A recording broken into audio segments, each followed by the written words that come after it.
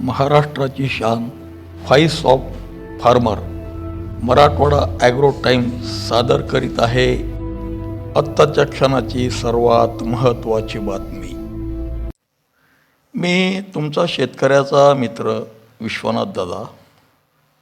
Marathwada agro टाइम्सच्या माध्यमातून हवामानाचा जो सध्या जी संभ्रम अवस्था तयार झालेली आहे, या वर्षीचा पावसाळा कसा राहील, मान्सून कधी येईल, कुठपर्यंत आलेला आहे, कमी पडेल का, जास्त पडेल का, दुष्काळ पडेल का, अशा विविध प्रश्नाची उत्तरं तुम्हाला मी आज या व्हिडिओच्या माध्यमातून देणार आहे. व्हिडिओ संपूर्ण पाहत जा आणि मित्रांनो, यामध्ये आपण प्रत्येक प्रश्नाचं उत्तर तुम्हाला मिळालं पाहिजे यावर आपण चर्चा करणार आहोत.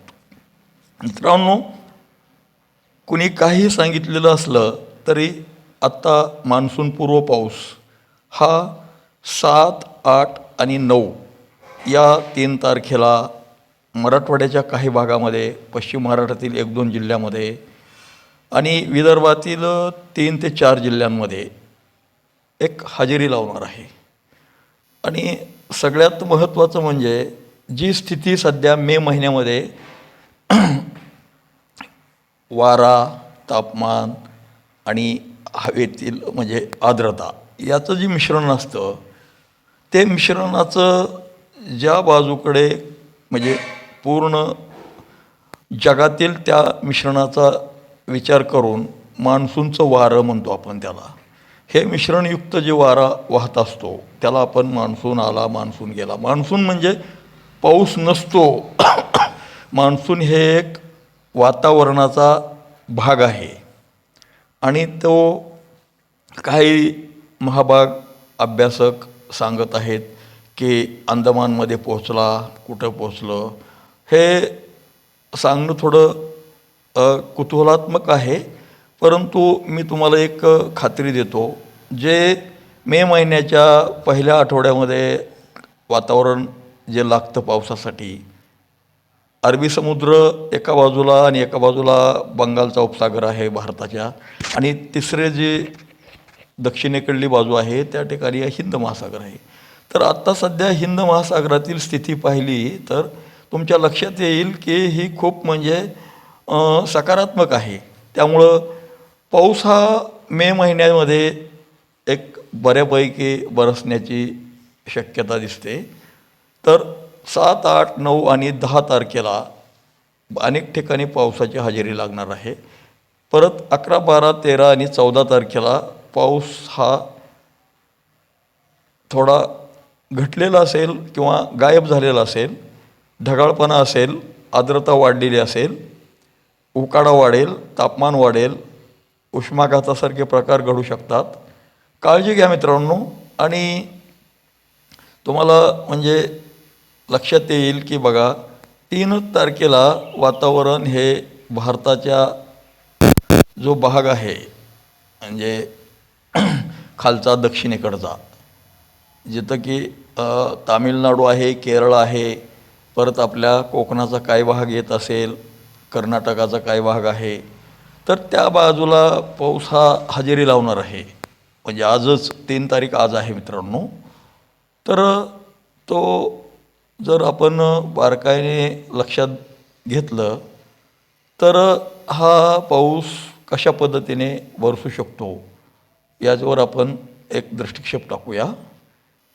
असं खाली जो केरळाचा पट्टा आहे आणि तामिळनाडूची जी कोची वगैरे जो भाग आहे त्या भागातसुद्धा म्हणजे आज पाऊस पडलेला तुम्हाला जे काय टी व्ही चॅनल आहेत त्याच्या माध्यमातून दिसणार आहे, ऐकायला मिळेल. आणि उद्यापासून ते वातावरण म्हणजे संध्याकाळी थोडं घटलेलं असेल आणि परत आणखी उद्या दुपारी 1च्या नंतर त्याच भागात पावसाचा आणखी म्हणजे ही होऊ शकेल. आणि त्यावेळेस इकडं जो पूर्वेकडला भाग आहे, विशाखापट्टणम आहे, परत लक्षात घ्या भुवनेश्वर, आणि हा जो बंगालचा जो भाग आहे, बंगाल आणि आपल्या आत्ता ज्या निवडणुका झालेला जो अं, ममता बॅनर्जीचा राज्यामध्ये सुद्धा म्हणजे पाऊस हा हजेरी लावणार आहे. आणि निसर्गाचे असे काही कौल असतात की ज्यावेळेस काहीतरी सत्ता परिवर्तन किंवा सत्तेमध्ये ताण तयार होणार असतो त्यावेळेस नक्कीच निसर्गसुद्धा एक पुष्पवृष्टीसारखं अ, एक पाण्याचं म्हणजे पावसाचं आगमन होऊ शकतं.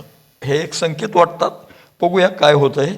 आपण काय राजकीय विश्लेषक नाही आहे, पण नक्कीच म्हणजे वातावरण क्लायमेट त्या दिशेने चाललेलं आहे. 4 तारखेलाच अनेक ठिकाणी जो पूर्व भारत आहे, पूर्व भारतातील अनेक भागात म्हणजे जवळपास आग्रा वगैरे म्हणजे खूप मोठ्या भागात दक्षिण भारतात सुद्धा म्हणजे पाऊस होणार आहे 4 तारखेलाच. तो एक धोकाच समजला तरी हरकत नाही. आणि मित्रांनो, आपण आता 5 तारखेची स्थिती पाहूया. 5 तारखेला सुद्धा म्हणजे संध्याकाळी ते डाऊन होतं आहे आणि परत दुपारी त्याचं वरतोंड काढतं आहे. तर ते थोडं दक्षिण टोकात भारताच्या आणि पूर्वेकडल्याच भागात त्याचा जोर राहण्याची शक्यता दिसते. आणि संध्याकाळी परत आणखी ते डाऊन होतं आहे आणि परत वाऱ्याचा वेग हा 6 तारखेला सकाळी थोडं वारा सुटल्यासारखं वाटेल तुम्हाला. आणि त्याचा परिणाम म्हणून हे दक्षिणेकडलं वारा असणार आहे. आणि त्या वाऱ्यामुळं जे काय अंदमान निकोबार वगैरे त्या भागात जो मान्सूनचं आगमन होत असतं त्याला पुढे ढकलण्यासाठी ते एक खूप म्हणजे फायदेशीर ठरणार आहे. आणि 6 तारखेला संध्याकाळी जवळपास विदर्भामध्ये मित्रांनो पाऊस हा आगमन करणार आहे. जो मी विदर्भातील तुम्हाला जिल्ह्यांची नावे सांगतो. जो की गोंदिया आहे, नागपूरच्या बाजूला पूर्वेकडला भाग आहे, चंद्रपूर आहे, हिंगणघाट आहे, त्या भागामध्ये पाऊस हा हजेरी लावेल संध्याकाळीच एक सायंकाळच्या वेळेस. आणि परत रात्री आणखी क्लिअर वातावरण होईल.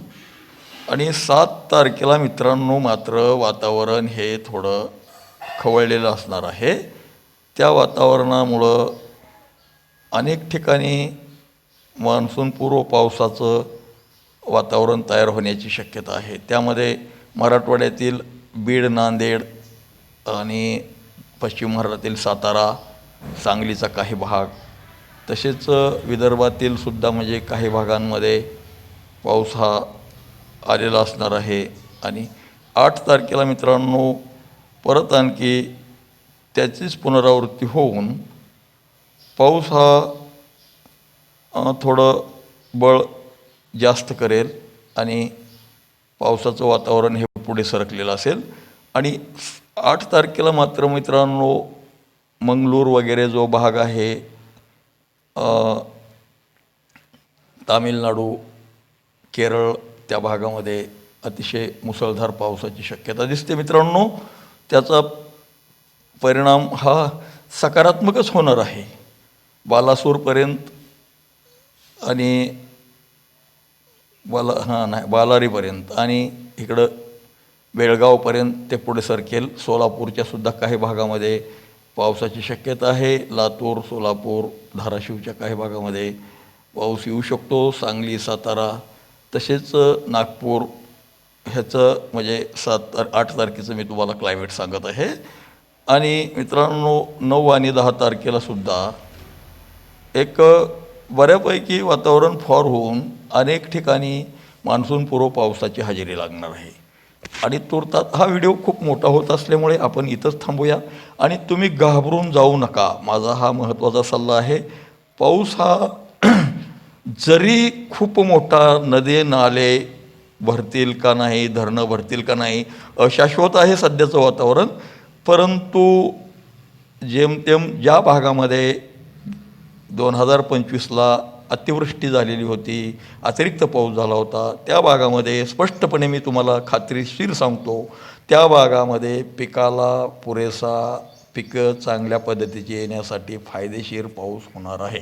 आपणास एक पुन्हा मी विनंती करतो, आपण आपल्या विश्वनाथ दादाचं जर हवामानाचे अंदाज किंवा कृषी सल्ला पाहायचा असेल तर आपण Marathwada Agro times YouTube channel subscribe करा, बेल आयकॉन प्रेस करा. तुम्हाला अगोदर जशी लिंक तुमच्या मोबाईलमध्ये व्हॉट्सॲपच्या माध्यमातून पुरवली जात होती, ते बंदच केलेलं आहे एवढा वेळ माझ्याकडे नसल्यामुळे. ओके, धन्यवाद, शुभ दिवस.